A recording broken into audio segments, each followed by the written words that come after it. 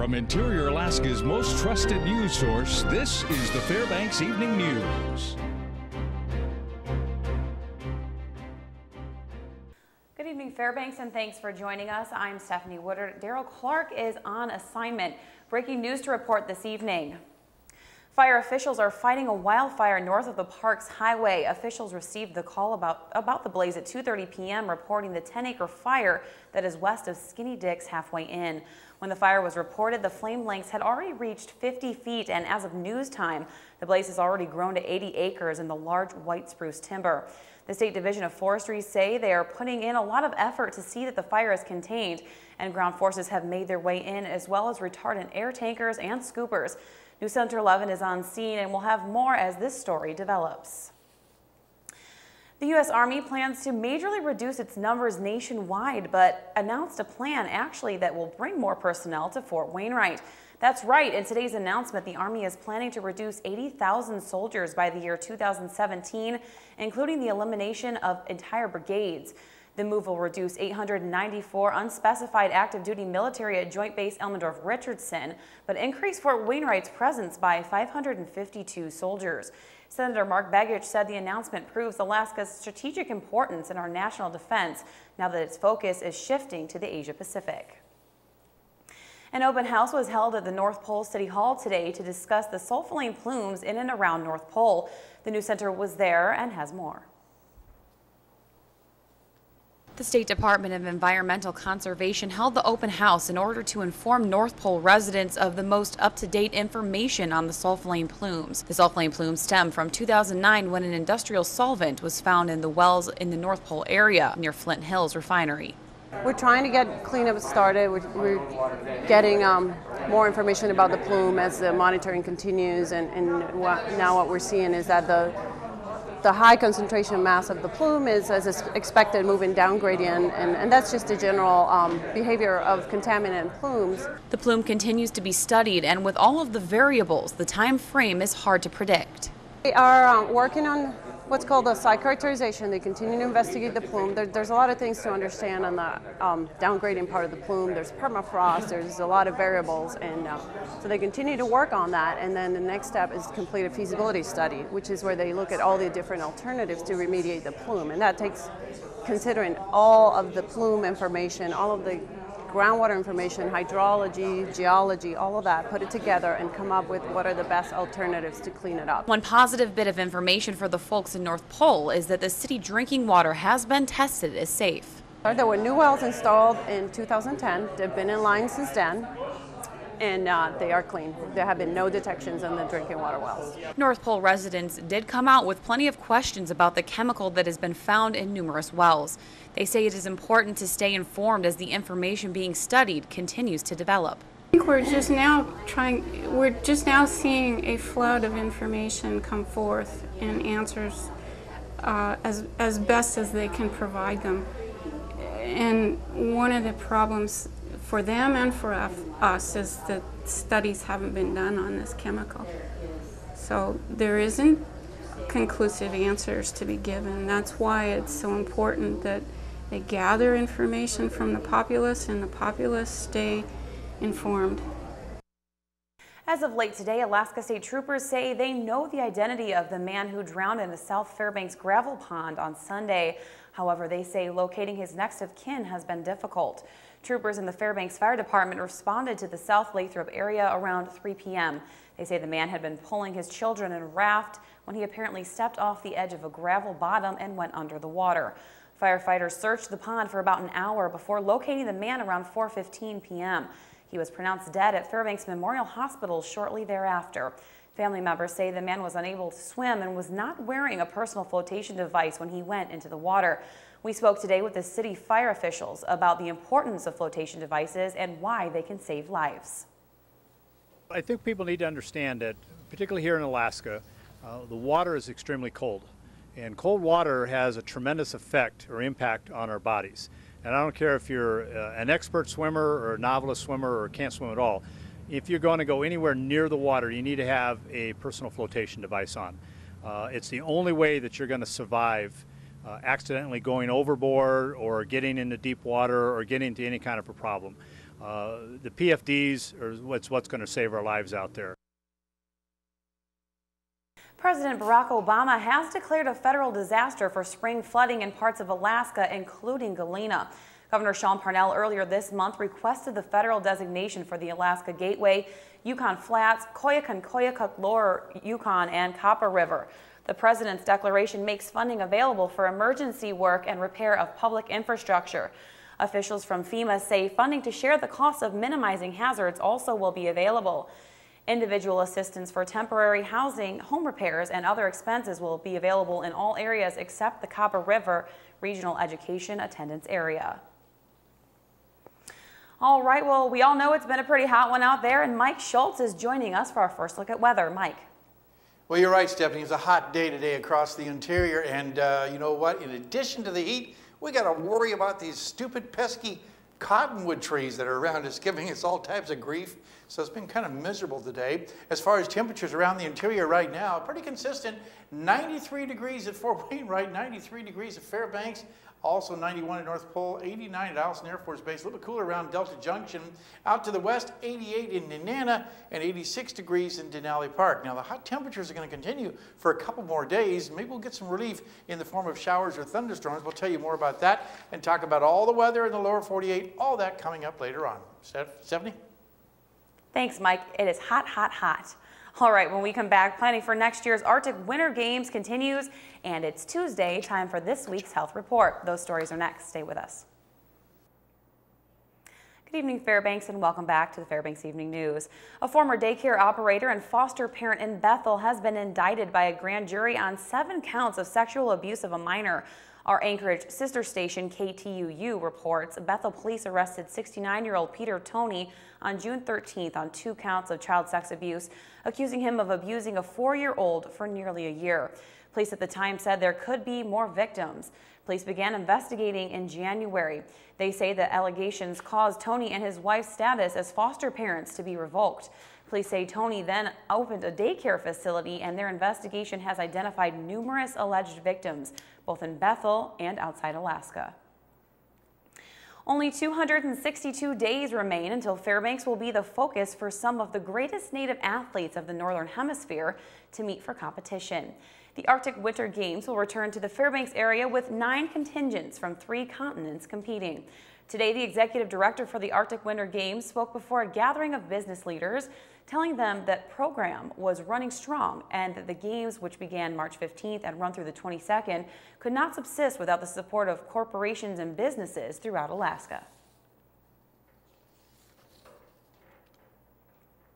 The business community in Fairbanks and actually statewide has been very supportive, and we've been great luck with raising money and also in-kind. You know, lots of in-kind donations, from helping build things to, you know, helping with engineering for our cauldron. Lots. Next Monday, ground will be broken to begin construction on a cauldron to be completed for next March. Of course, KTVF will be there, and we will have the story for you. Continuing, flip-flops, strappy sandals, wedges, and the pedicures to go with them make this a busy time of year for podiatrists. News Center 11's Monty Bowen has details in this week's health report. A common pain brings summer shoe lovers to the doctor each summer. The culprits are warm weather wear for the feet, like flip-flops. There's a reason why we are flooded with people with heel pain and arch pain and back of the heel pain during the summer. If you don't have a support base or some sort of arch support or a little bit of a heel height in order to keep pressure off of certain structures in the foot, a real flat flip-flop usually causes a lot of problems over time. Overuse that could lead to surgery. Finally, keep your cuticles. That's something that you definitely want to keep there because it's there for a reason, and it's there to prevent you from infection such as fungus and bacteria. Monty Bowen, News Center 11. The health report is brought to you by the Ear, Nose, and Throat Clinic, located in the Medical Dental Arts Building. Call 456-7768. All right, Joe Cook is joining us for sports. Hey, Joe, how are you doing? I'm doing all right. How are you doing? Good. Are you enjoying the hot weather? Well, not really. How is it affecting sports? Not at all. It's actually pretty good. Okay. You know, speaking of pretty good stuff, we have an announcement regarding one of the top football players in the state, and he plays right here in the interior. Find out who is going to play Division I football. Big news there, and the Stanley Cup is back in Chicago. We'll have more on that in sports. Hello, Interior Alaska. Joe Cook here in the sports seat for you this evening. Hope you're having a good day. And now we're going to get to some Channel 11 sports. Big news coming out of the North Pole football program today. Wide receiver Lance Wright committed to play football at Division I Rice University in Houston, Texas. Wright is a force at wideout for the Patriots. As a junior, he was first team All-State and was the first interior receiver to go over 1,000 yards in a single season with 16 total touchdowns. He was the 8th ranked wideout in Alaska by maxpreps.com last year. Wright's goal was to go to a Division I program. He had offers from some FCS schools and Division II teams, but Rice was his only Division I FBS offer, and he took it. A full ride offer, too. Rice is a member of Conference USA. Under six-year head coach David Bailiff, the Owls finished with a 7-6 record and won last year's Armed Forces Bowl over Air Force. Thanks to North Pole head coach Richard Hennert, I was able to reach Wright by phone. The rising senior was in Texas with family. The transition to Rice in Houston should be smooth for Wright since he has a lot of family in the state. Wright tells me the story of how his verbal commitment happened. My grandparents and I were out fishing and we were on the boat, and my mom called me and said, "Stop the boat." So we stopped the boat in the middle of the channel, and there was a couple boats passing us and stuff. And then she told me that the third receiver committed at Rice, and that I knew they only had 4 spots. I was comfortable there, and that I liked the coaches, and that the academics were obviously great because it's Rice. I mean, that's what they're known for, is their academics. I felt comfortable committing, and I called the Coach Larry Edmondson while I was on the boat and told him he had me call the head coach and then the receiver coach, and yeah, that was about it. And congrats to Lance Wright. The Stanley Cup Finals didn't go 7 games, but it was one of the more exciting Stanley Cup Finals with 3 of the 6 games going into overtime. In the end, the Chicago Blackhawks are the 2013 Stanley Cup champions, and their fans filled the streets of Chicago to celebrate. Some even broke through police barricades to celebrate in the streets last night. The Blackhawks won in dramatic fashion. Chicago trailed 2-1 late in the third period, but Chicago scored 2 goals within 17 seconds of each other in the final minute and 16 seconds of the game in Boston, shocking the Bruins. Dave Bolin scored the winning goal for Chicago, and Captain Jonathan Taves led them with a goal and an assist. The Blackhawks won the 2010 Stanley Cup on the road as well. Chicago's Patrick Kane also won the Conn Smythe Award, which goes to the most valuable player of the NHL playoffs.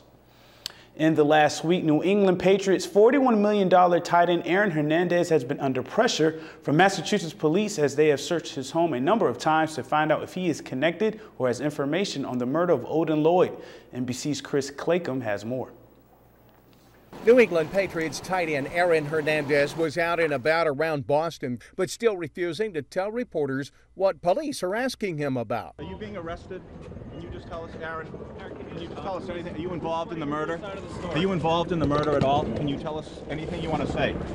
It's been this way for Hernandez since authorities searched his home and nearby property this week, following the shooting death of a man who police say was dating the sister of Hernandez's girlfriend. The body of Odin Lloyd was found about a mile from Hernandez's home.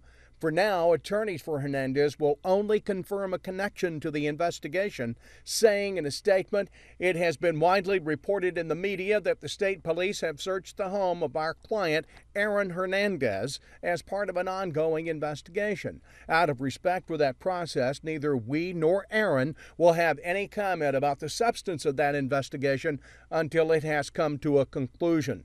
The victim's family also confirms Lloyd and Hernandez were connected, but wouldn't give specifics.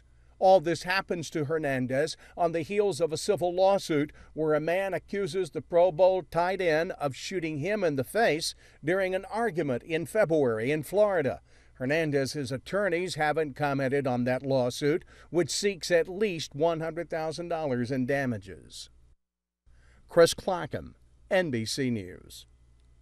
And that'll do it for sports tonight. Thanks for rocking with me for a little while. Stay cool, Alaska. It's hot out there. Mike Schultz has your full weather forecast coming up next. We'll catch you next time.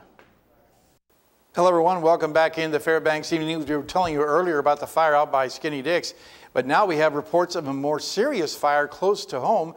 Stephanie Woodard's on the phone right now getting much information. She'll pass that along after we get through with weather. Speaking of weather, let's talk about weather. Let's tell you what's going on. Our photograph for tonight, as you can see here, we're looking at mama moose followed by babies, and we'll call this a moose parade. This is sent in by Valou Klein. And I shot there. Again, if you have a photograph to share, by all means, send it to Mike Schultz at ktvf11.com.